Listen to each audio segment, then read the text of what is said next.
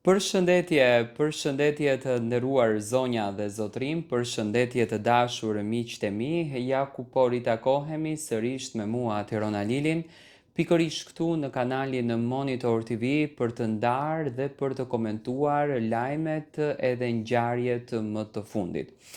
Dua të ndaloj tek dyshja, tek çifti që gjithmonë din të na japin adrenalin, din të na japin dashuri, din të na japin energji pozitive, konkretisht flas për Brikenën dhe për Mateon.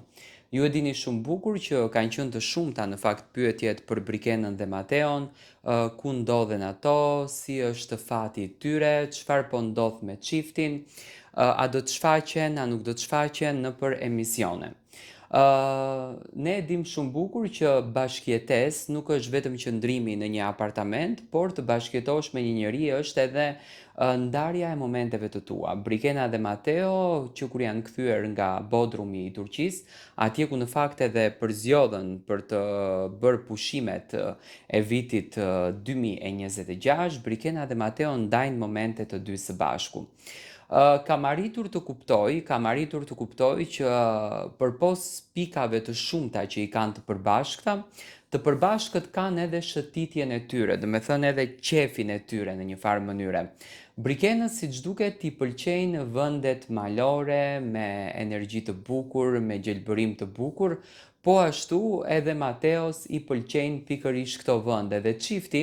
ka përzgjedhur së fundmi që të kalon kohën në Ferizaj, në Kosovë. Jo në Prishtinë, jo në atë grumbullin e madh të Prishtinës, të makinave,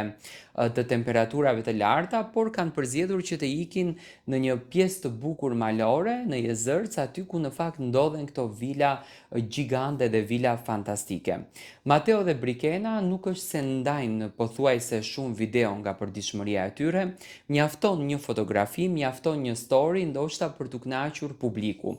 Raporti i tyre është një raport shumë i bukur, do me thënë është dashuri e pastër edhe dashuri e sinqertë. Unë gjithmonë i kam besuar marrëdhënies së Mateos dhe Brikenës, që në ditën e parë kur e kam parë si marrëdhënie, kur e kam parë si histori dashurie, në fakt më ka pëlqyer dhe e kam duar trokitur, e kam mbështetur dhe kam patur një bindje duke e parë romanticitetin që Mateo shprehte, duke e parë njerëzillikun që Mateo shprehte, kam patur një bindje që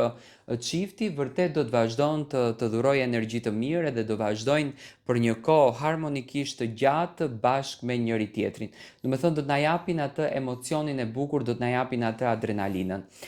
Nuk ka ndonjë lëvizje, do të thënë vazhdojnë akoma të jenë në Kosovë, vazhdojnë akoma të bëjnë qefet e tyre, të argëtohen, të kënaqen dhe ne të na sjellin paksa copëza nga momentet e tyre të bukura. Një dashuri e vërtet gjithmonë ka momente fantastike.